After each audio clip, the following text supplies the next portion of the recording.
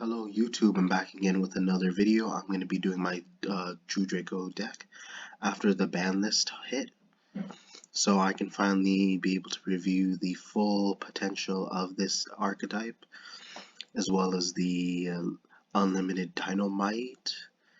And obviously we're playing, before you hear more of my mumbo jumbo, I'm just going to continue. I already mentioned Dynamite the Knight, the Dynamite Knight, the True Draco fighter. Huge difference maker of the deck, basically allowing you to add, not only add, but activate a trap that has True Draco in its name, and basically is the strongest out of the searchers. And our other True Draco monster we're playing is Ignis Heat, so pretty much it does the same thing as Dynamite, but pretty much only allows you to add any True Draco or True King speller from your deck or activate it. So our other, besides True Draco monster, also playing Lord of the Heavenly Prison. Since we're playing a lot of Draco and we're not playing too many monsters, he definitely will come in handy. Not only being able to protect your back row, but being able to set one spell or trap from your deck to your field, but then it gets banished during your end phase. But you still have time to activate, especially if the card happens to be a spell, which you can use on your later turn in order to help you search your field spell, or in order to get you more cards. And our final True Draco monster we're playing is Majesty Maiden. Has the least amount of attack. She only allows, instead of activating or summoning, she only allows you to add a True Draco from your deck. So her effect is the least strongest out of the other two. So mainly why you just play one copy. So first spells, we're playing Card Demise. If this card was at 3, most likely you'll play 3, but for now you just play the one copy, just being able to see your True Dracos a lot more quicker since we're not playing a heavy monster lineup, and all as well as being able to set more back row. There's a reason why this card was hit, because enabling you to play more back row as well as be able to flood the field with a bunch of floodgates. So our spell that we're maxing out on is 3 Disciples of the True Draco Phoenix, allowing you to target 3 of your True Draco and or True King cards from your graveyard, then shuffling them into your deck. You draw 1 card, and during your main phase you can immediately get an additional tribute summon by attributing 1 card that is either a spell trap or like a continuous spell trap or a monster on your field to summon a True Draco from your hand. Another spell card that's limited is the Draconic Diagram. This is something you most likely play at 3, but it helps you solidify your board, it helps you protect your monsters, helps you get access to your True Draco monsters a lot more easier, any True Draco card in general. So basically that's why the card is limited. It doesn't just help you search monsters, helps you search your spell traps as well. Another card we're maxing out on is Pot of Duality. You usually don't special summon this deck, so it is appropriate for this deck that you play 3.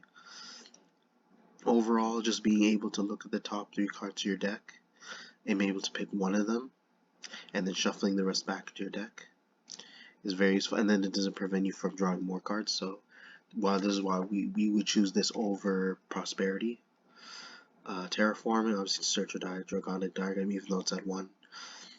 3 True Draco Heritage, because it allows you to draw basically more cards continuously, since it's a continuous spell.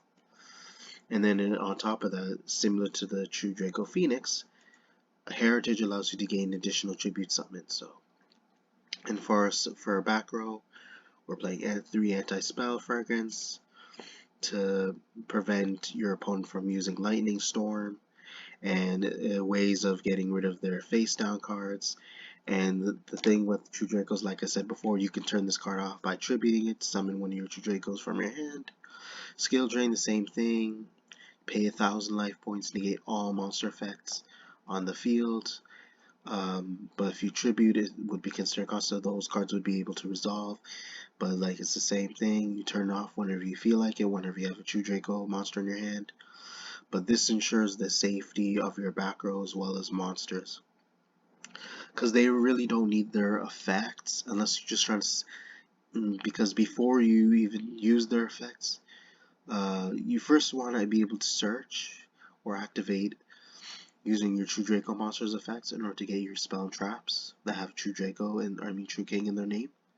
So you use your True Draco monsters to search into your True Draco, True King spell trap cards before you activate Skill Drip. But at the same time, it wouldn't really make too much of a difference because you're still putting your opponent at an overwhelming advantage, since the monsters that you already have are a lot stronger than them than their extenders. And usually the searches that they play is usually they have like less than 2,000. So so to prevent our opponent from extending it even further, we're playing 3 summon limit, because we want to open as much as possible. Neither player can summon more than 2 monsters this turn, so it's like it basically shuts down anything that utilize the extract besides fusion summoning. So basically you can hardly link summon, you can hardly synchro, you can hardly exceed. You can most likely pendulum summon, but you just cannot summon more than 2 times per turn. So there can only be one is a very powerful card because you're not playing too many worm monsters. You're most likely just playing 1 True Draco, so it doesn't really matter at this point. But this forces your opponent to send monsters they control to the graveyard, if as long as especially if they control, because this card ensures that they have to get rid of the monsters of the same type. So this will put their archetype in disarray because they need monsters with the same type that actually relate. They have to have synergy with each other. So if they have a monster effect that activates that is some special summon a monster with the same type as their monster, then you play there can only be one. Their force is sent to the graveyard, and they're locked into only one type of creature, including you. But like I said, you're not sending too many monsters, so it won't hurt you that much. So for our last cards happen to be our True Draco traps. We're playing True Draco Apocalypse. Not only being able to target and destroy one monster on the field, but at the same time you can target one other True Draco or True King card you control. Have the attack of all monsters your opponent controls, they currently control. And the great thing is that it's permanent. And during your opponent's main phase, you can immediately tribute summon a True Draco monster from your hand by tributing one continuous spell trap on the field or monster you control to summon that True Draco from your hand. The same goes for True King's Return, but this is a very similar effect because of the fact that if it's sent from the spell trap cards out to the grave, you target one monster destroyer. But this one constantly allows you to summon True Draco or True King monsters from your graveyard, and so you special summon them in defense. But although you cannot special summon monsters for the rest of the turn, which is really worth it. This ensures that you always have a monster on your field as long as you have one in your graveyard. So those should be the traps. Here in the extra deck, we're just mainly running the cherry targets or waking the dragon targets. So for our cherry targets, we're most likely going after ABC because, let's be real, a lot of ABC players tend to max on this card and it is key and it can really hurt your deck. So and you want to avoid getting your cards banished. So Lubellion because as another cherry target because is one of those cards that can pretty much cause infinite loops. So they can just keep fusion summoning, so you want to prevent Despia from actually fusing summoning as much as possible, as well as Albaz. And another cherry target is Max Tio Dark Law because they always go into a first turn. Banishing cards can really hurt you, and then anytime you search, they banish one random card from your hand. For Waking the Dragon target is Naturia Exterio, just being able to constantly negate spell and trap cards, as well as Crystal Wing Sacred Dragon, just being able to just basically overpower a lot of heavy strong monsters and negate any monster effect on the field, as well as whether it's from the graveyard deck, anywhere, but it's a once per turn. So It's just the fact that it can overpower any monster that it battles. So, but even if it's just once per turn. So another extra deck monster that we're playing for our Waking the Dragon target is Hot Red Dragon Archery and Abyss. You're most likely using it because it can target and negate any face-up card on the field. And it does not just apply to permanent cards, it can apply to cards that are activated. So this card is definitely worth using as your Waking Dragon target. Jijiao, because a lot of Sword players, they go to this card first turn, and it makes a huge difference, enabling them to search the card that they need to help them further their board presence. And you want to be able to banish them so that they don't get the cards that they need in order to help them extend even further. Another card we want to prevent from Cyber Dragon is Cyber Dragon Nova. So the reason behind is targeting Cyber Dragon Nova, they usually use it to go into Infinity because Infinity is usually the card that basically negates your card effects and be able to snatch one of your monsters. So without this card, they have a loss of words, if you know what I mean. So our Waking the Dragon target happens to be Ultimate Falcon, simply because of the fact it's unaffected by other card effects, and you don't really use the last effect, but it's the fact that it's unaffected. Totally awesome. You could possibly use it as a Waking the Dragon target, but mostly as a cherry target. Even though frogs are pretty much dead at this point because of the ban list, but there are a lot of decks that can go into totally awesome depending if you utilize a lot of level 2 aqua monsters. So that's something you have to wear, but eventually I might end up changing it because of the ban list. So totally awesome might not end up in the extra deck, and I might eventually have to find a new target. So if I were to change it, would be Last Warrior from Another Planet. So another cherry target is Hexia because Altergeist feel comfortable just simply negating more card effects and just pretty much prevent you from playing, and then they run a lot of floodgates. So if you have something, so they'll use this to protect their floodgates from lightning storm evenly matched. So if you want to be able to get rid of their back row, this is definitely one of the better cherry targets as well. Our Waking the Dragon target is, which possibly also another cherry target, is Megaclops.